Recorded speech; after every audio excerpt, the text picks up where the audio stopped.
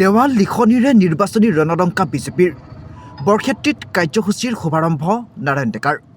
2024 বিজয় নিশ্চিত বুলি দাবী বৰক্ষেত্ৰীৰ প্ৰাক্তন বিধায়কগৰাকীৰ সভাগত বিধানসভা নিৰ্বাচন দেৱাল লিখনৰ জৰিয়তে বিজেপিয়ে আজি নিৰ্বাচনী প্ৰচাৰৰ শুভাৰম্ভ কৰিলে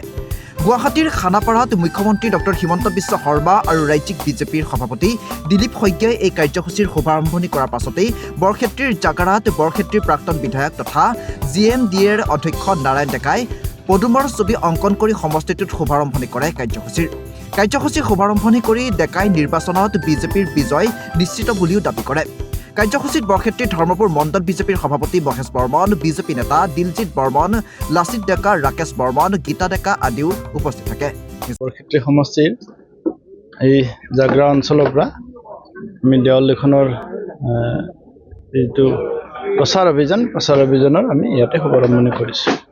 ইতিমধ্যে কেন্দ্ৰীয়ভাৱে আমাৰ মুখ্যমন্ত্ৰী মহোদয় ৰাজ্যিক সভাপতি ডাঙৰীয়াই 9:30 বজাত গুৱাহাটীত এই ৱাল লিখনৰ কামৰ শুভাৰম্ভণি কৰিছে আৰু আমিও আজি বৰক্ষেত্ৰীত এই জাগ্ৰা অঞ্চলৰ পৰা শুভাৰম্ভনি কৰিছোঁ আজি প্ৰায় 20-22টা অঞ্চলত আমি ৱাল লিখনৰ কামৰ আজি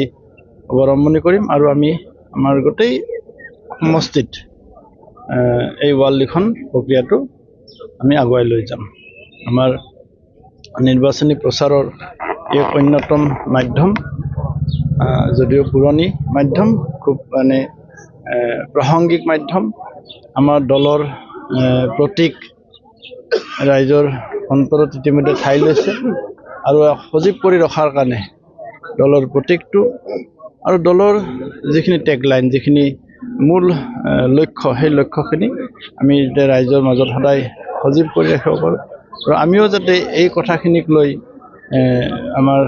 মনটোক আমি অলপ অধিক সক্ৰিয় কৰি ৰাখিব পাৰোঁ তেনেকুৱা উদ্দেশ্য লৈ আমি এই ৱাল লিখনৰ জৰিয়তে নিৰ্বাচনী প্ৰচাৰৰ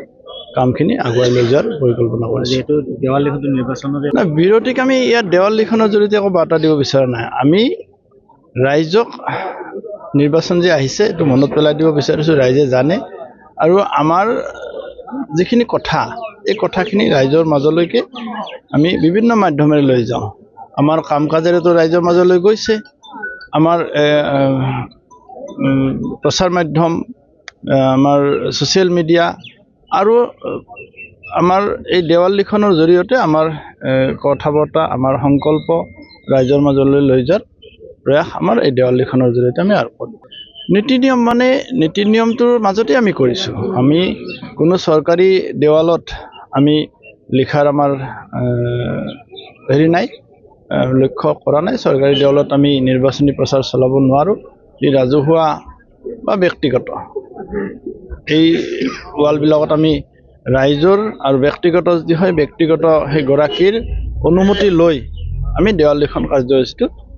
আগবঢ়াই লৈ যাম ৰিপৰ্ট আসাম ফ্ৰণ্ট